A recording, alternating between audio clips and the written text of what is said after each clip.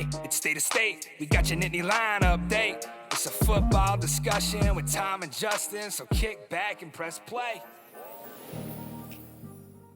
With former Penn State and NFL defensive back Justin King, I'm Tom Hannafin. This is State of State. This podcast is presented by BetOnline. BetOnline is the world's most trusted betting platform and your number one source for everything football. From the NFL preseason to college football kicking off soon, BetOnline is every stat, every matchup, and even live odds and spreads while the games are being played. Think you know your stuff? Get in on the winner-takes-all $300,000 NFL Survivor Pool for the upcoming season. Now, when the games are over, head to the online casino and get in on a game of blackjack or poker or unwind with over 150 slots games. Head to betonline.ag today and use the promo code BELIEVE, that's BLEAV, to get in on the action. State of State is presented by BetOnline. The game starts here. State of State is proud to partner with Illumination Brewing for another season of crafting State IPA, the perfect tailgate and game day beer for Penn State football fans. State IPA is available starting this coming Monday, August 19th at your local beer distributor, grocery store, plus select bars and restaurants. Visit illuminationbrewing.com/beer/state-IPA to learn more. Must be 21 years or older to purchase. Please drink responsibly. State of State is a proud supporter of Blue White Outfitters. Blue White Outfitters was created as a retail shop meant to highlight the confidence, competitiveness, and fearlessness of the elite athletes found throughout the history of Penn State University. Check out their Lockdown U and Lawn Boys merchandise today. All sales from Blue White Outfitters directly benefit Penn State student athletes. Visit www.bluewhiteoutfitters.com today. Hi, everyone. Welcome to State of State. Today, we are talking about the latest news and notes surrounding the Penn State offense at this point in training camp. The season kicks off on August 31st on the road in Morgantown, West Virginia. The home-and-home series between Penn State and West Virginia continues this year. We cannot wait to see some football. But in the meantime, how are things shaking out for the offense at this point as we get prepped for the 2024 season? Like, comment, subscribe, rate us, turn on notifications as well. Comment on YouTube and at State of State Pod. We are so excited this coming Monday. State IPA is going to be available. You can head to the link in the description of this podcast for more information. We're so excited to have the perfect game day beer for Penn State football with us once again. State IPA it's just fantastic. I'm very biased on that front. And also, as we mentioned earlier on this week, just in time for the 2024 season, if you want to see upcoming episodes of State of State ad-free, then you can become a member of our YouTube channel right now. If you're listening to this, you can head to the website. That is the home website for State of State in the description of this podcast. Head to our YouTube channel. For just 99 cents a month, you can get ad-free shows. We've seen it for a while, people complaining about YouTube ads and the ads that we have to do. Listen, they make the show possible. So for 99 cents a month, you can get ad-free shows, episodes of State of State as we move forward. So thank you all so much for being listeners and subscribers. We really appreciate it. Justin, let's dive into what's going on with the offense. And everybody, top of mind, is thinking about, boy, how are the receivers doing? And that is something that is always tricky with reading between the lines with James Franklin. He has said that, quote, they look solid and good at times, which is not exactly the ringing endorsement that we heard exactly like we talked about in the last episode. Really was speaking glowingly of KJ Winston. It's like, oh man, that sounded perfect. It sounds like Trey Wallace is the guy. Is he far and away the guy? Is he a next generation level receiver? I don't think that is the case. You would probably have heard that at this point in camp, but it sounds like Trey Wallace is the proverbial leader in the clubhouse. Fleming and Liam Clifford after that in no particular order. Amari Evans, Caden Saunders getting involved.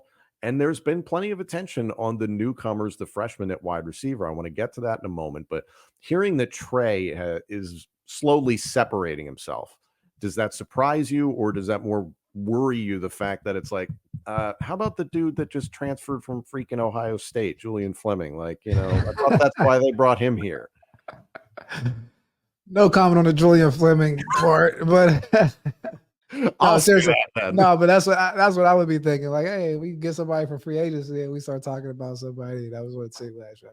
What about that free agency signing? But I digress. I think Trey Wallace was somebody that we looked for last year to have a big season, and regardless of what happened, offensive coordinator, different rhythm flows of the offense just didn't happen. We saw him flash last year, so I'm not too upset about that proclamation from James. Yeah, you would love to hear more about the guy that transferred from Ohio State making an impact, but I mean, having one guy that sticks out, I think, is beneficial because it was 0 last year. Agreed on that front. Altogether, it does seem like there's a positive trend in recruiting for the classes 2025 through to 2027 in terms of more of an emphasis on wide receiver. So that is good. That's something a lot of people have been talking about. Marcus Hagans has come under fire for that. I don't think it's necessarily fair to do that considering he's been with the program just a little over a year now. I don't think you can really pin all of this on one person. This is going to be a program-wide effort to try and improve this position over time. So I think that's encouraging. You use the word flash.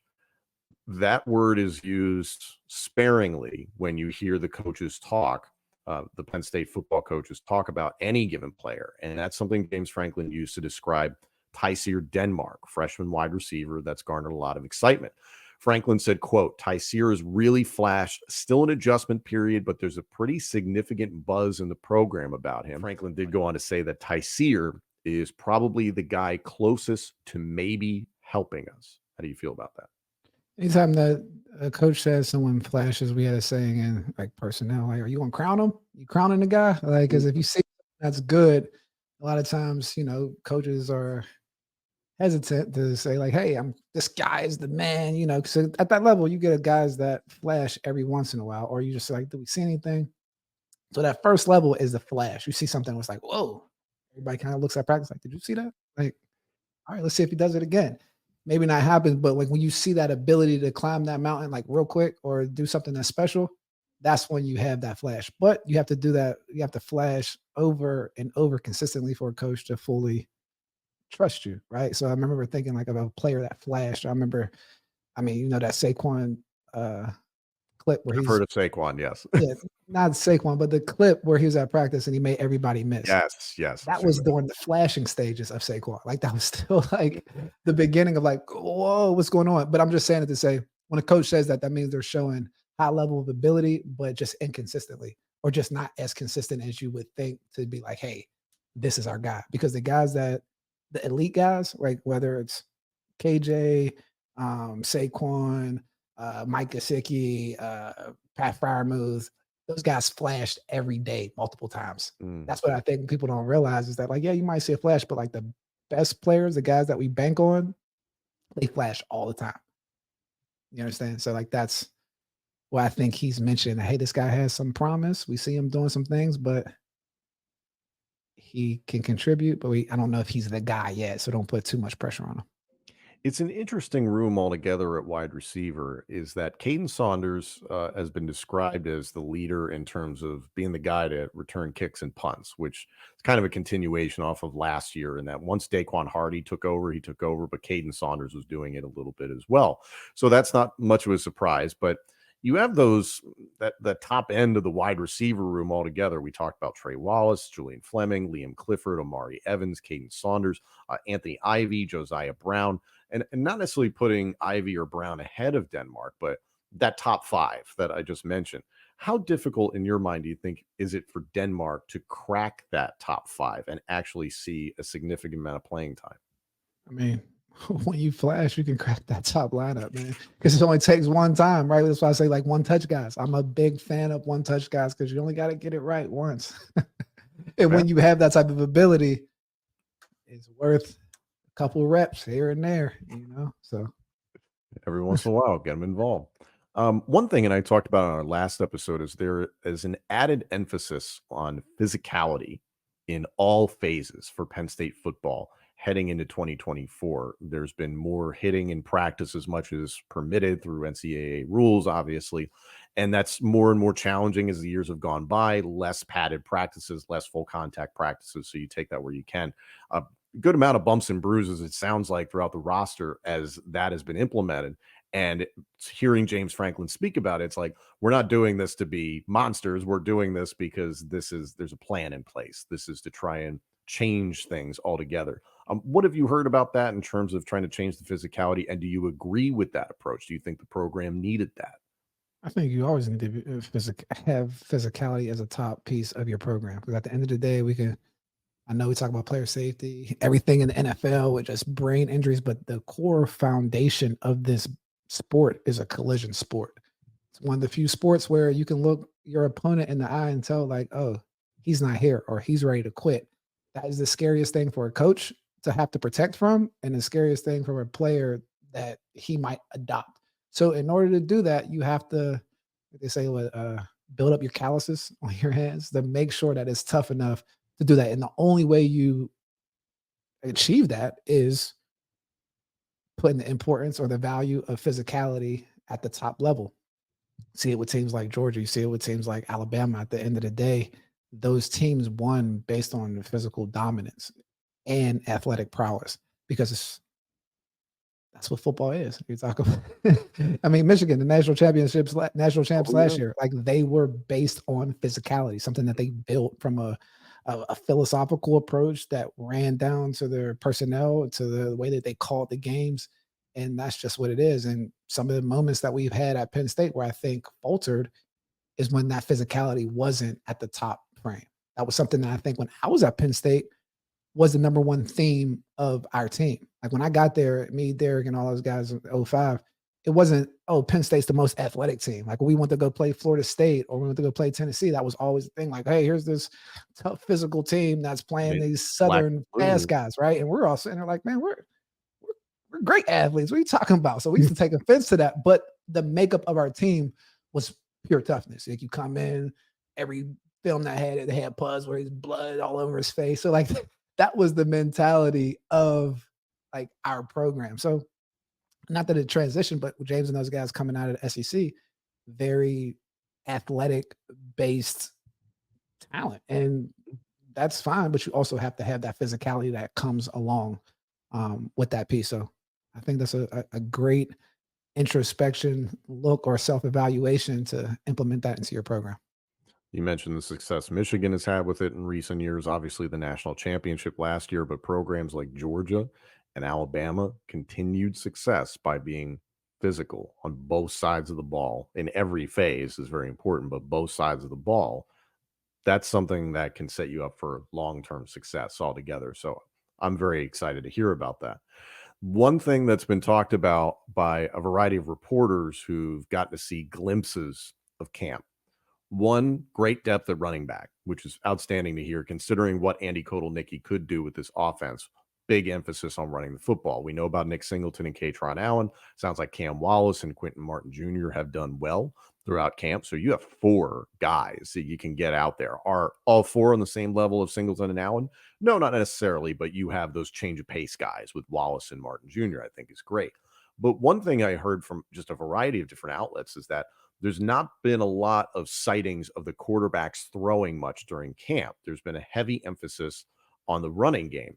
And there's a quote here from James Franklin in regard to Drew Allar saying, quote, some of the things systematically that we're going to do, you guys are going to look at and say, I don't know if that's something I'd imagine Drew doing.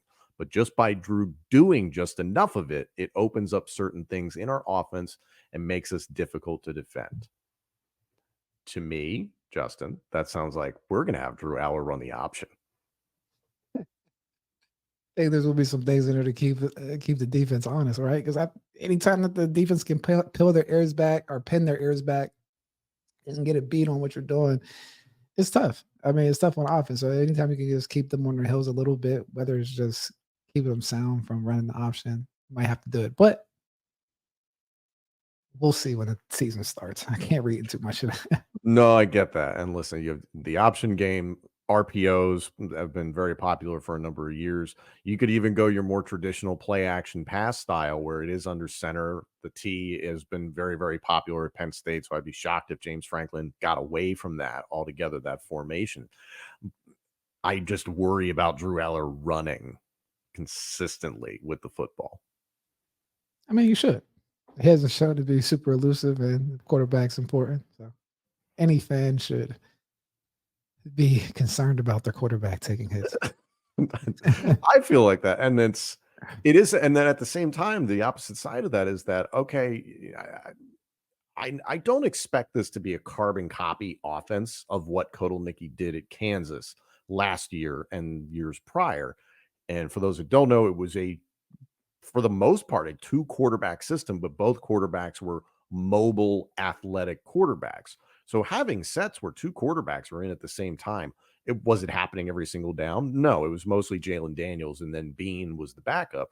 But you got both guys out there, and you could really, really mess with the defense when you did stuff like that.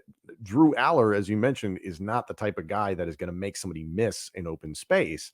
Bo Prabula, yes. So maybe we finally see the Bo Prabula package that's been talked about for God knows how long.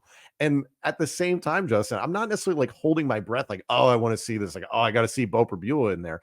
I would rather see Drew Allar remain as healthy as humanly possible and do his thing. But it does sound like there's options and there's diversity within this offense. It's just, how's it going to roll out? Time will tell. Time will tell.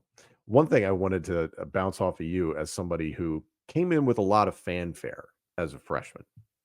Cooper Cousins has gotten a lot of praise. You and I have talked about him on the show, and as somebody at offensive line, interior offensive line mostly, has come in and really impressed the coaching staff and teammates from what we understand. James Franklin said, quote, "We could not be more impressed with Cooper Cousins really from the beginning, as low maintenance and highly rated a recruit I've ever experienced. He committed 2 years early, no issues, no wavering. Family has been so appreciative. A lot of guys say they want to play as a true freshman, but aren't willing to do what it takes. He's either in class or in the building, super aggressive, not afraid of anybody." And then Franklin went on to detail how almost every night Cousins has been on the field at roughly 9:30, 9:45 p.m. doing pass sets. Franklin's saying it's kind of weird, to be honest, but he's as driven and committed as I've ever seen. He's going to be hard to keep off the field. He's someone who Cousins, there was a discussion months ago, I think, of him maybe bursting through and like, oh, could he get the center job? It sounds like Nick Dawkins is going to be the center, and he's locked down that center job. Good for him. And that was kind of the expectation. But Cousins cross-training, as Penn State consistently does at both guard position, center, even getting some reps at tackle here and there. We've heard that about JB Nelson playing at guard. He can do center. He can switch to the tackle spots, both of them. So it's like you have this variety there that you expect Phil Troutline to cross-train everybody. But that is a hell of an endorsement for a freshman. And it made me think about your experience walking onto campus. Very, very different from Cousins. You came in with, I think, a very different aura about your recruitment altogether. But still, that point about not every true freshman walks in the door and is willing to do what it takes. What do you feel about that? I think James just gave a complete blueprint for any high school athlete or college recruit for what they want, a desirable asset. And if you want to play as a freshman, I always talk about getting out of decision-making mode and getting into operational mode as fast as possible. First thing that sticks out to me is when he said that the kid committed 2 years early. Getting out of the whole ruckus of recruiting, going to this visit, that visit. Now I'm just focused on what I need to get better at.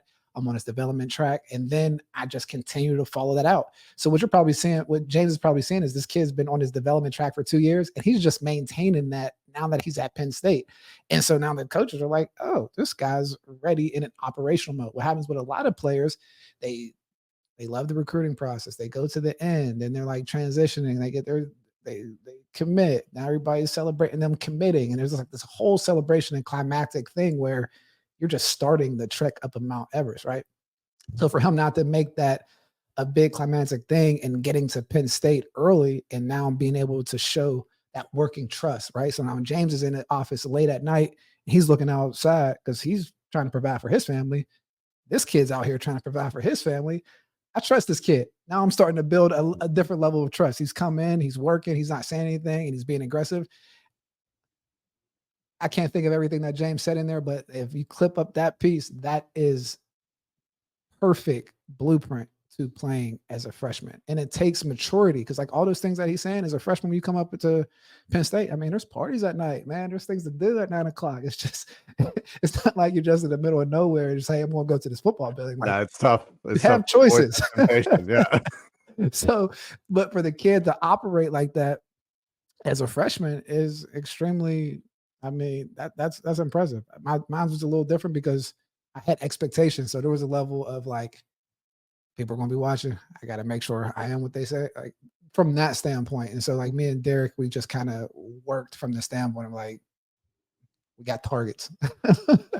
True. So it's like it was a little bit different, but the outcomes, we had something called night school. JB Gerald, shout out to JB, but we would go to Haluba 10, 11 o'clock at night, one-on-ones, releases, understanding stems and back. Like, so we did that quite often. And then the older guys started to come with us to work out. And then that's how we built our trust with everybody else. So I think we were ingratiated by our teammates before the actual coaches. And you guys were changing the culture to a degree because there had been losing up until that point. Not that it was a bad culture under Paterno No, at no, that no, no. time, I but think you're changing right. We culture. we're changing it. We were helping change the culture or accentuate the culture from what it was. But I think where me and Derek came in, that culture of the athlete and how we enter college sports, I think was the beginning of what we see the college athlete now, Mhm. where it's like that individual kind of, hey, we're here to take this out, not take this over, but we're here to contribute this. This is our value what we're providing, not really begging parts and expecting to play. I think I'm Mhm. coming in expecting to play both sides. He's coming in expecting to play on offense. We're not staying in the dorm. So like kind of making our demands of, okay, this is what we want and this is what we're willing to provide and backing it up. So that's what these kids are dealing with nowadays. And it's still a little rough. Elsewhere amongst the offensive line, I mentioned it sounds like Nick Dawkins is locking down that center job. The guard spots, we know about the depth there altogether with JB Nelson, Vega Ioane, and Sal Wormley. Again, the cross training amongst all positions has continued. Tackle is something that everybody's been focusing on. At right tackle, it's Anthony Dunco and Nolan Rucci. James Franklin has said that they're in a battle. He's described Rucci as a steady Eddie, as with offensive line. If you don't notice them, it's a good thing Rucci's gotten comfortable with the weight he's put on, finding that sweet spot so he can block Abdul and deny Dennis Sutton. Something we talked about earlier on this week is that those are obviously both defensive ends, but obviously two very different builds, two very different athletes altogether. So as a tackle, being physically prepared to handle both challenges in which manner they come is a difficult thing, and that's for Rucci to understand what's best for him on the field. And then JB Nelson has been mentioned as somebody who could play some right tackle. He was at left guard a lot last season, and JB Nelson was described as a Swiss Army knife. He can play right tackle, guard, left tackle altogether. I think left tackle, it's pretty well known. It's Drew Shelton versus Javen Williams at this point in camp. I do expect that to be Shelton coming out of camp, but those tackle spots are still that's going to be an ongoing battle through camp. And I think you're going to see a revolving door of those tackle spots at least until the Illinois game and maybe even beyond that, the UCLA game. So we just have to see how that goes. That Kent State and that Bowling Green game in the middle of September, I think, are going to be really valuable for some of these battles that are continuing. And to wrap up on this, Justin, there was a comment by James Franklin about the offense versus the defense, like which side has been winning. He said, quote, "It's more even than it's been in the past. We're still inconsistent with that. It should come down to 1 to 2 reps every period, but we have other periods where one side dominates. Looking at gameplay, we can't have a bad quarter on one side of the ball. We have to play well in all three phases." Does that worry you at all, or is that normal in training camp? Anything coming from the coach, I mean, that gives it a bead on offense or defense is normal, right? So I think him giving the PC answer is the right thing. So I Fair. think it's normal. I don't know if it's true.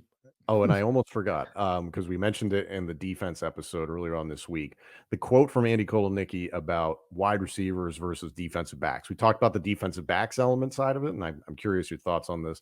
Kolonicki said, wide receivers need to dictate their route running to the defense and not allow DBs to dictate to them. How do you interpret that, considering the wide receiver room is under a microscope? I think that's It's telling them to let the stuff drop a little bit and go make some plays. Like, not taking what gives to you, but you have to go out there and make a play. Like, instead of being passive and like, hey, run the right route. And if the ball's there when you're open, you'll get the ball. It's a lot more passive and process oriented versus, we're in attack mode. So if you're not going to go out there to bite somebody's face off, we'll find somebody else that will. So I think that's what was lacking last year. Cause like that mentality is that's what converts 3rd and 7. Like, I mean, a hitch route or a stop, a curl, all those different type of things. Like everybody can run a hitch route. It's like, who's the guy that's like, yo, give me the ball and I'm going to make the play. And that's a different mentality versus, hey, take what the defense gives you versus like, hey, we're dictating everything out here. So like whatever they're going to do is because what we want to do. A little bit of a bully, but I like it. I think it's necessary at that position. If you're not necessarily going to field the best athletes, then you're going to have to be more physical. So I think it's the truth of the matter. I don't know if Penn State is going to line up against too many opponents where they will have an athletic disadvantage at wide receiver based on this schedule, but there will be teams that they face where it is decidedly on the side of the opposition. So if you're going to be more physical, that's certainly going to help win that battle altogether. Like, comment, subscribe, rate us, turn on notifications. As always, get involved in the comment section on YouTube and on social media at State of State Pod. And if you haven't already, become a member of the State of State YouTube channel for just 99 cents a month. You can get all of our upcoming episodes ad-free. Thank you all so much for joining us. We are so looking forward to football on August 31st.